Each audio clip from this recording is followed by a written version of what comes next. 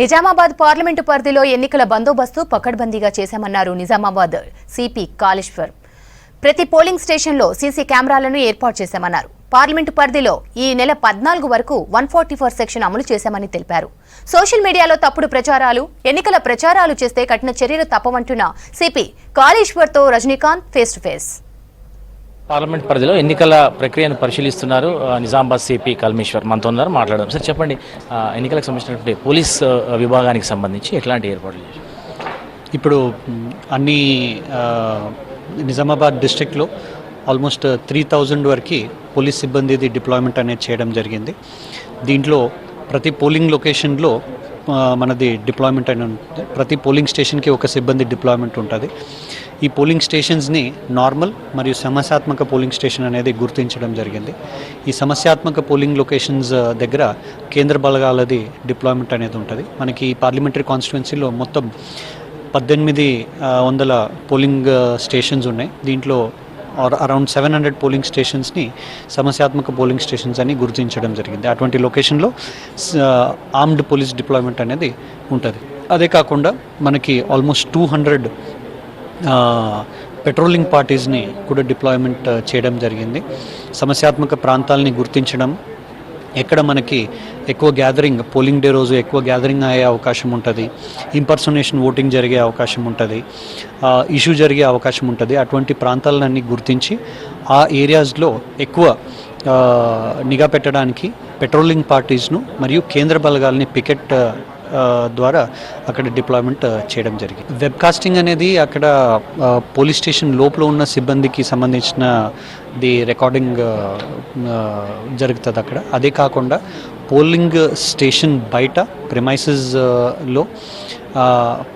Premises బయట కూడా important జంక్షన్స్లో, రోడ్స్లో సీసీటీవీస్ని arrange చేయడం జరిగింది. ఇవన్నీ ఎక్కడ మనకి ఇష్యూస్ జరిగే అవకాశం ఉంటుంది, సమస్యాత్మక ప్రాంతాలు ఎక్కడెక్కడ ఉన్నాయి, ఇవన్నీ గుర్తించి ఆ ఏరియాస్ని సీసీటీవీ ద్వారా నిఘా చేయడానికి అరేంజ్మెంట్స్ చేయడం జరిగింది. ప్రచారం ముగిసిన తర్వాత ఈ సైలెన్స్ మోడ్ పీరియడ్ ఏదైతే ఉంటుందో ఆ టైంలో చాలా యాక్టివిటీస్ జరుగుతుంటాయి సాధారణంగా పొలిటికల్ పార్టీ. సో వాటిని కంట్రోల్ చేయడానికి ఏం చేయబోతున్నారు సార్? స్పెసిఫిక్గా ఇవి మనకి ఇంటెలిజెన్స్ బేస్డ్నే మేము మనది టాస్క్స్ ఉంటాయి కాబట్టి స్పెషల్ టీమ్స్ని డిప్లాయ్ చేసినాము. ఎక్కడ ఇటువంటివి ఇన్ఫ్లుయెన్స్ చేయడానికి, పొలిటికల్ పార్టీస్ ఇన్ఫ్లుయెన్స్ చేయడానికి లిక్కరు, క్యాష్, ఫ్రీబీస్ని డిస్ట్రిబ్యూషన్ చేసే అవకాశాలు ఉన్నాయి. ఈరోజు నైట్ నుంచినే అటువంటి ప్రాంతాల్లో స్పెషల్ టీమ్స్ మరియు పెట్రోలింగ్ పార్టీస్ని పెంచడం జరిగింది. అదే కాకుండా మన ఇంటెలిజెన్స్ బ్రాంచ్ ద్వారా కూడా స్పెసిఫిక్గా దీని గురించి ఇన్పుట్స్ని కలెక్ట్ చేయడం జరుగుతుంది. ఈసారి మేము స్పెషల్ నోటిఫికేషన్ని జారీ చేయడం జరిగింది.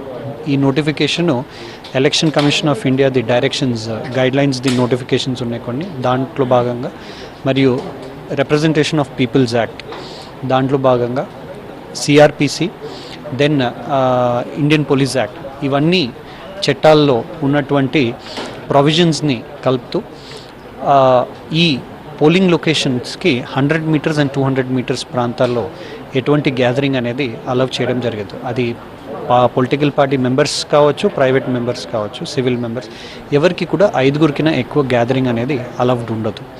అదే కాకుండా ఈ 200 మీటర్స్ ప్రాంతాల్లో వెహికలర్ మూమెంట్ అనేది కూడా నిషేధించడం జరిగింది. ఈ ప్రాంతాల్లో ఎక్కడ కూడా క్యాంపెయినింగ్కి సంబంధించినటువంటి పొలిటికల్ ఫ్లాగ్స్, పోస్టర్స్, కండువాలు, క్యాప్స్, టీషర్ట్స్ వేసుకుని ఎటువంటి వ్యక్తుల్ని